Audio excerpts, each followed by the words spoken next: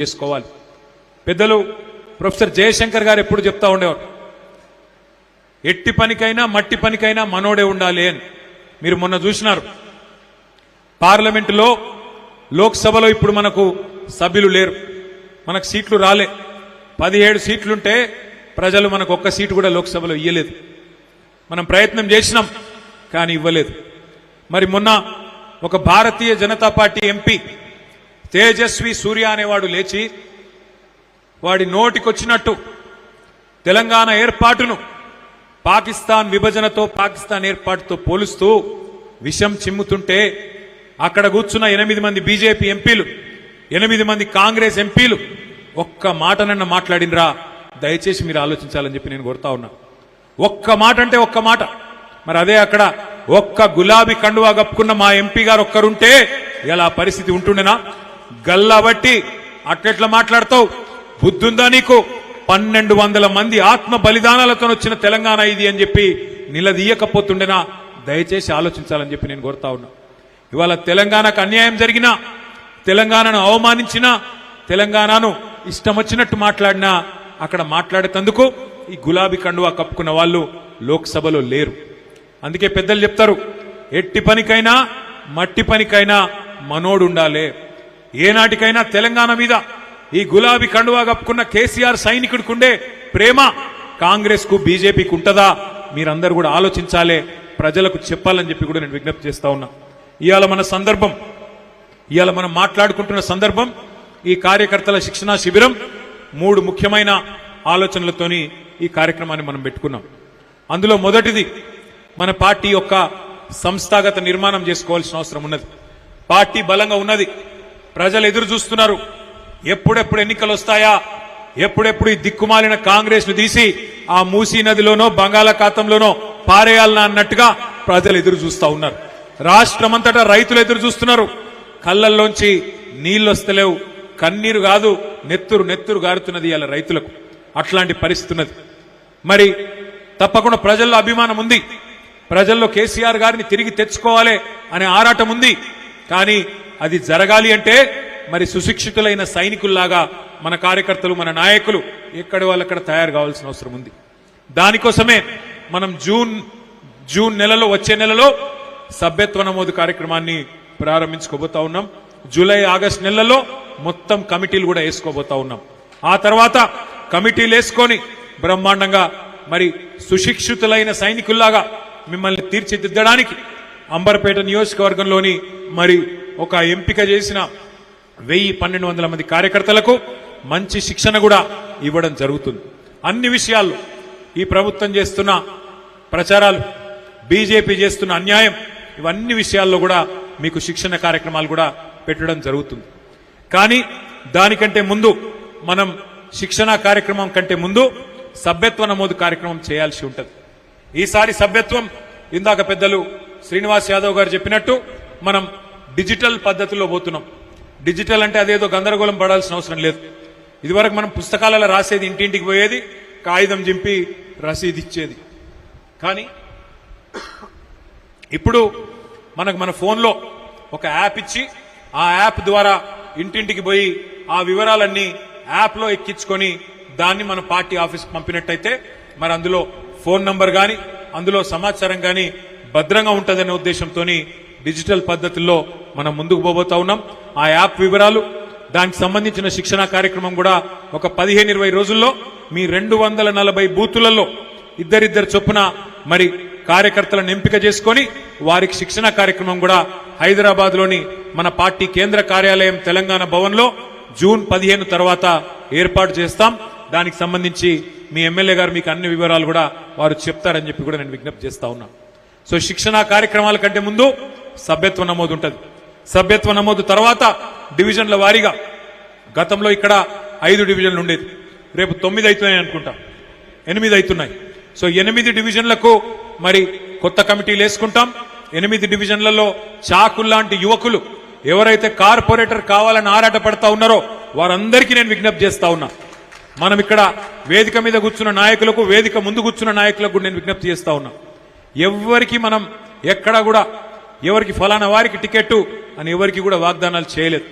ఎవరు ఎక్కువ ఉరుకుతారో ఎవరు ఎక్కువ తన్లాడతారో, ఎవరు ప్రజా సమస్యల విషయంలో ఎక్కువ పోరాటం చేస్తారో, ఎవరు గట్టిగా కార్యక్షేత్రంలో మెంబర్షిప్ చేస్తారో, ఎవరైతే గట్టిగా మరి ప్రజల కోసం నిలబడతారో, పార్టీ కోసం నిలబడతారో, కేవలం ఎమ్మెల్యే గారి చుట్టూ పెద్ద నాయకుల చుట్టూ కాదు, ప్రజల చుట్టూ తిరిగే నాయకులకు సర్వేల ఆధారంగానే మీకు టికెట్లు ఇస్తామని చెప్పి కూడా నేను విజ్ఞప్తి చేస్తా ఉన్నా.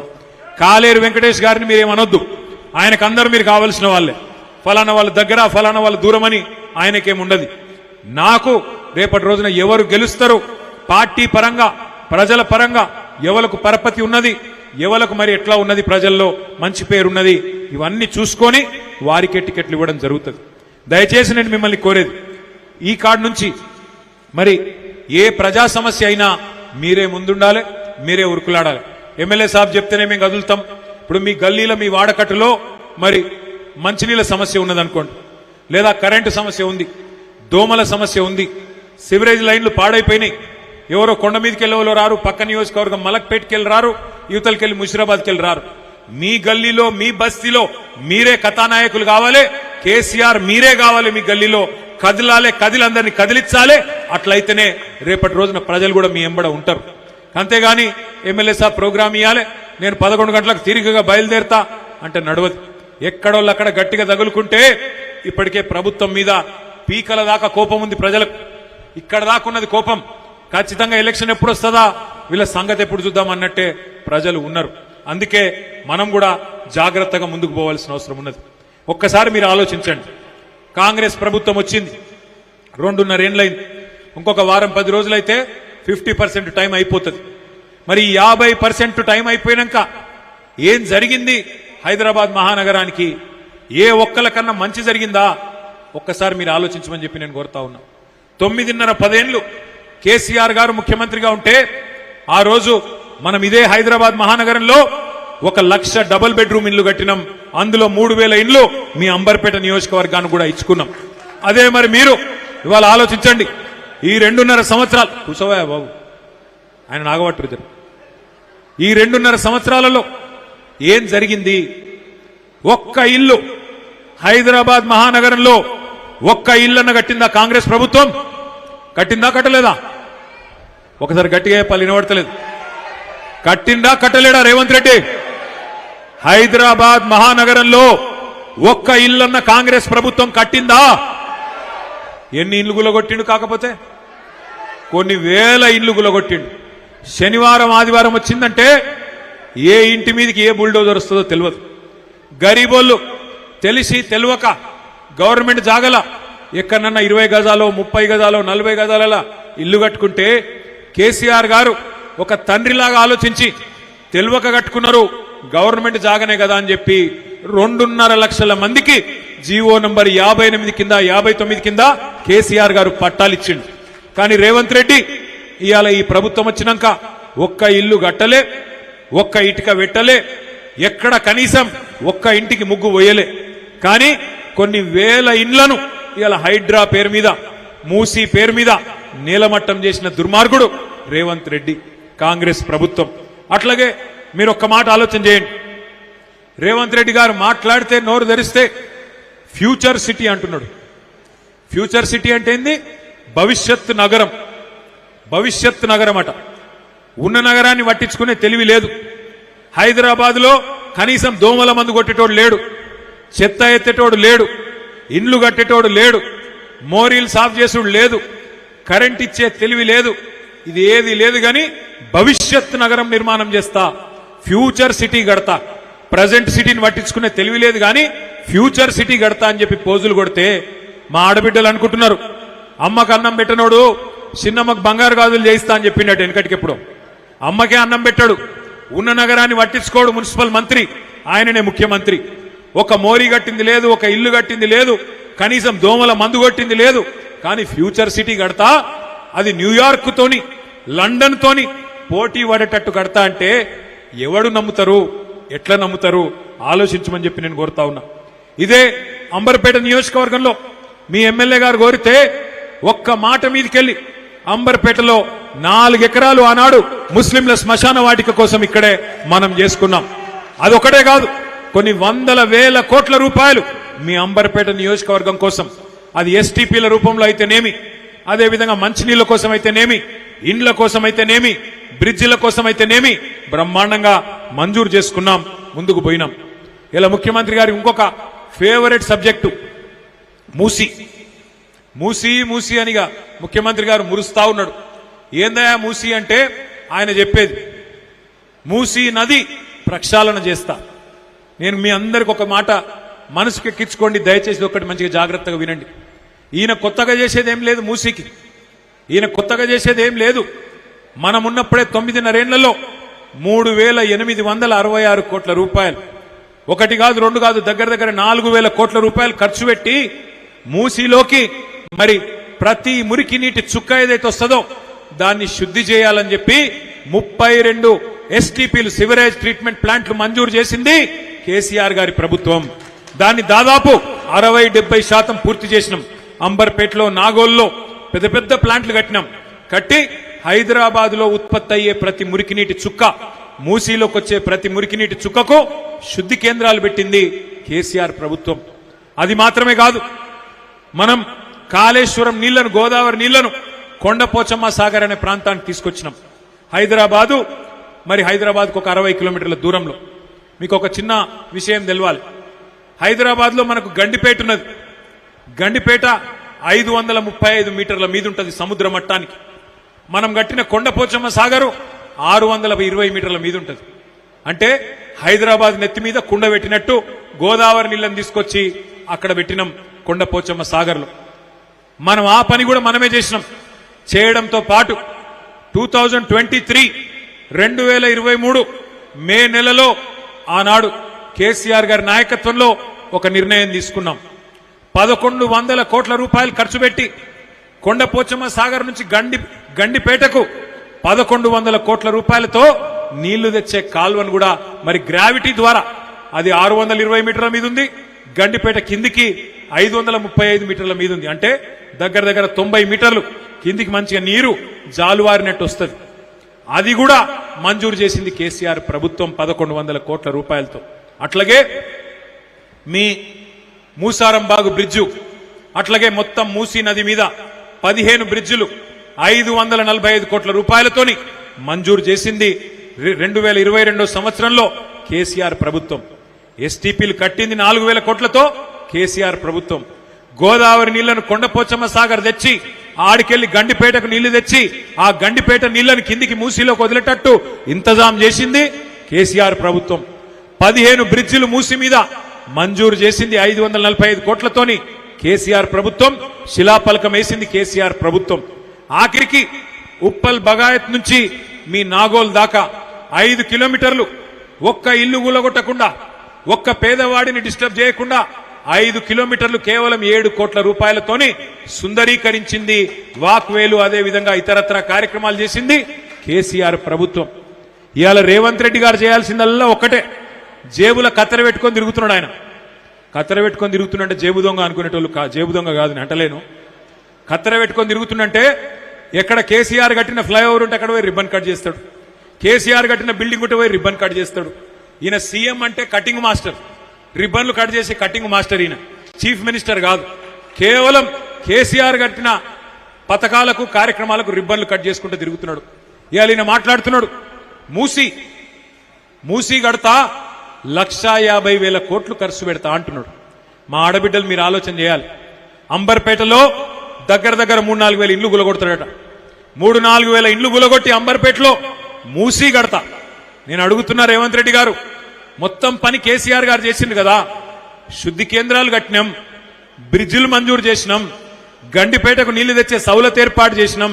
నువ్వు చేయవలసిందల్లా ఒకటే, 2 దిక్కుల మూసీకి మంచిగా బందోబస్తుగా రోడేసి, అందులో ఏమన్నా చిన్న చిన్న ఆక్రమణలుంటే కేసీఆర్ గారు కట్టిన డబుల్ బెడ్రూమ్లే ఉన్నాయి, అవి వాళ్ళకి ఇచ్చి మెల్లగా వాళ్ళను బుదిరకిచ్చి దగ్గరుండి జర్ర పని మంత్రుని లెక్క పనిచేస్తే 1,50,000 కోట్లు కాదు 16,000 కోట్లలో ఒడగొట్టచ్చు కథంతా.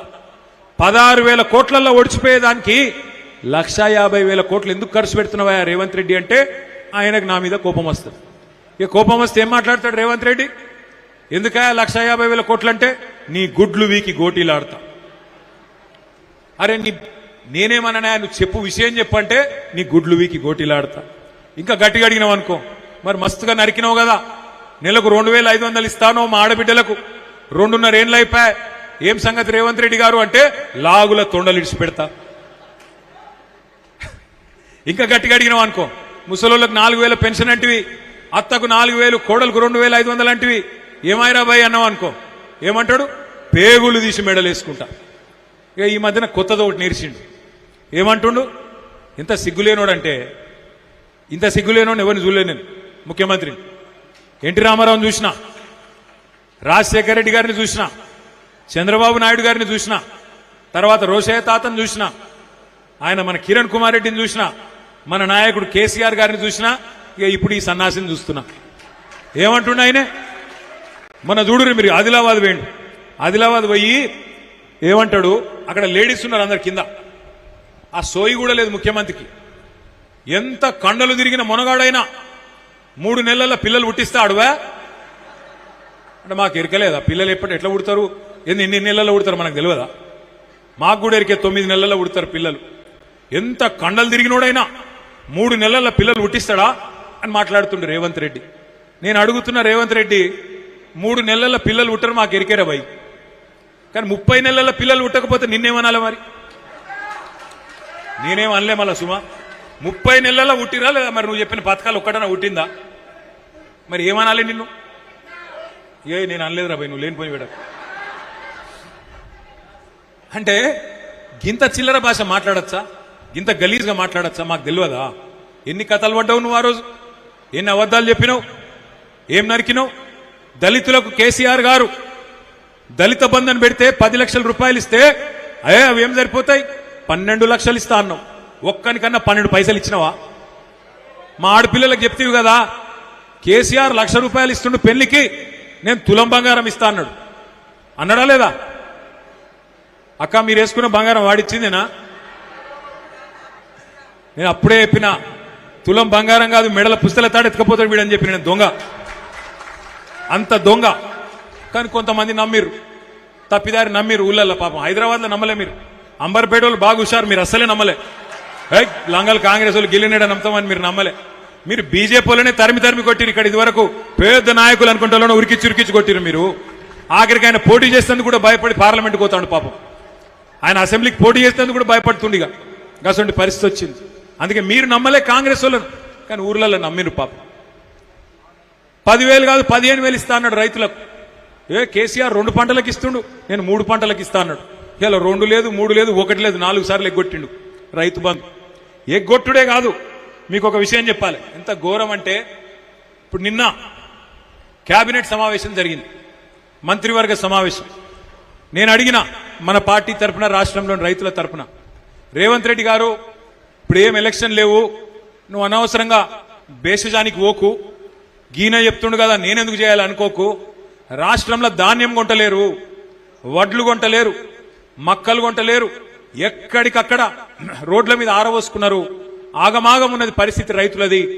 ఆ ధాన్యం కుప్పల మీద కుప్పగూలు చచ్చిపోతున్నారు, ఓదికి వడదెబ్బకు చస్తున్నారు, ఓదికి నువ్వు కొంటలేక నీ దెబ్బకు చస్తున్నారు. చూసుకో జరా, మంత్రివర్గ సమావేశంలో మాట్లాడి ఆ పైసలేదో కేటాయించి ధాన్యం కొను అని చెప్పి నేను డిమాండ్ చేసిన. నేను అనుకున్న దబ్బన చూస్తాడేమో, చూసి ఏమన్నా రైతులకేమైనా చెప్తాడేమో అనుకున్నా. నిన్న పిడుగు లాంటి వార్త చెప్పిండు. ఏమంటుండు రేవంత్ రెడ్డి, నిన్న కేబినెట్ సమావేశంలో నిర్ణయం తీసుకున్నాడట. ఇప్పుడు మన కాడ ప్రీపెయిడ్ సెల్ ఫోన్లు ఉంటాయి, మీకు తెలుసు కదా, ప్రీపెయిడ్ ఫోన్లు తెలుసు కదా, ముందే పైసలు కట్టాలి, అది మీటర్ తిరుగుతూనే ఉంటుంది, ఆయనతో బంద్ అవుతుంది. 1000 రూపాయలు ఛార్జ్ చేసినాం అనుకో, ఆ 1000 రూపాయలు ఇవ్వగానే అది బంద్ అవుతుంది పనిచేస్తుంది. రేవంత్ రెడ్డి నిన్న కేబినెట్ లో నిర్ణయం తీసుకున్నాడు, ఇక రాష్ట్రంలో మీటర్లు, మామూలు మీటర్లు తీసేస్తారట, మొత్తం ప్రీపెయిడ్ మీటర్లు పెడతారట. ఇక అంటే మీ ఇంట్లల్లో స్మార్ట్ మీటర్లు పెడతారు. ఇక బిల్లు కట్టకపోతే అప్నే ఆప్ బంద్ హోయాతా. ఒక మీకే కాదు, హైదరాబాద్నే కాదు, మొత్తం రాష్ట్రంలో రైతులందరికీ మొదలు ట్రాన్స్ఫార్మర్ల కాడ మీటర్లు పెడతారట, అటెనక బాయిల కాడ మోటార్లు ఉంటాయి కదా, ఆ మోటార్లకు కూడా మీటర్లు పెడతారట. ఇక మీకు కేసీఆర్ గారు అందుకే చెప్పిండు ముందే, ఆనాడు మోడీ గారు ఎంత ఒత్తిడి తెచ్చినా, మోడీ గారు మెడ మీద కత్తి పెట్టినా కేసీఆర్ గారు ఒప్పుకోలే. మోటార్లకు మీటర్లు పెట్టమంటే నా బొండిగ మీద కత్తి పెట్టినా నా మెడ కోసినా నేను మాత్రం పెట్టా అని చెప్పి కేసీఆర్ గారు పెట్టలే. కానీ ఇలా రేవంత్ రెడ్డి ఆయన మీద కేసులున్నాయి కదా, భయం ఎక్కువ ఆయనకు. పాపం కేసులున్నాయి కదా, భయం ఎక్కువ. అందుకే మోడీ చెప్పంగానే, మోడీ తానానంగానే తందానా అన్నాడు. నిన్న కేబినెట్ లా నిర్ణయం తీసుకున్నాడు, మోటార్లకు మీటర్లు పెడతాడట. మరి ఈ రాష్ట్రంలో రైతులు ఆలోచన చేసుకోవాలి.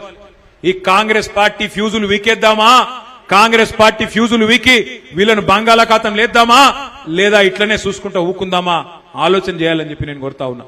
మరి ప్రీపెయిడ్ మీటర్లు పెడితే హైదరాబాద్ లో మీ ఇళ్లలో కూడా వస్తారు. ఇక అదానీలు అంబానీలు వాళ్ళే ఉన్నాయి దుకాణాలు మొత్తం, వాళ్ళు ఇల్లుకి వచ్చి మీటర్లు పెడతారు. మళ్ళా ఓ దిక్కు ఫ్రీ కరెంట్ అంటారు, ఇంకో దిక్కు ఉచిత కరెంటు ఉత్త కరెంట్ అవుతుంది. మొత్తం మళ్ళా బతుకు ఆగం అవుతుంది. కేసీఆర్ గారు అందుకే చెప్పింది ముందే, ఆలోచించాలే, ఓటేసేటప్పుడే ఆలోచించాలే, ఆగం కావద్దు. మీ అందరితో నా ప్రార్థన, ఓటు అంటే గుర్తొచ్చింది. ఒక ముఖ్యమైన కార్యక్రమం మన రాష్ట్రంలో కూడా ప్రారంభం కాబోతా ఉన్నది, తొందరలోనే ప్రారంభం కాబోతా ఉన్నది. చాలా ముఖ్యమైన కార్యక్రమం. దాని పేరు SIR, స్పెషల్ ఇంటెన్సివ్ రివిజన్. అంటే తెలుగులో చెప్పాలంటే ఓటర్ జాబితా యొక్క వడపోత కార్యక్రమం. మరి ఇవాళ మనం మీటింగ్ పెట్టుకున్న ముఖ్య ఉద్దేశం కూడా రెండు. ఒకటి, మీకు సభ్యత్వ నమోదు గురించి చెప్పాలి, అది జూన్ నెలలో స్టార్ట్ అవుతుంది. అట్లాగే ఈ SIR అనే కార్యక్రమం కూడా జూన్ నెలలోనే స్టార్ట్ అవుతుంది. ఏం జరుగుతుంది SIR అంటే ఇది మీకు చెప్పాలి. ఇప్పటిదాకా తమ్ముడు ఆ లెక్చరర్ గారు చెప్పినట్టు సంతోషం, కాచిగూడ నుంచి వచ్చిన తమ్ముడు. కానీ నేను కూడా ఒక రెండు విషయాలు మీకు చెప్తా. SIR అనేది ఏం కొత్త కార్యక్రమం కాదు. SIR అనేది మనం ఏం భయపడవలసిన అవసరం లేదు, కొంత జాగ్రత్తగా ఉంటే చాలు. మీకు నేను లిస్ట్ ఇస్తా. మీ అంబర్పేట నియోజకవర్గంలో 2,80,000 ఓట్లున్నాయి 2025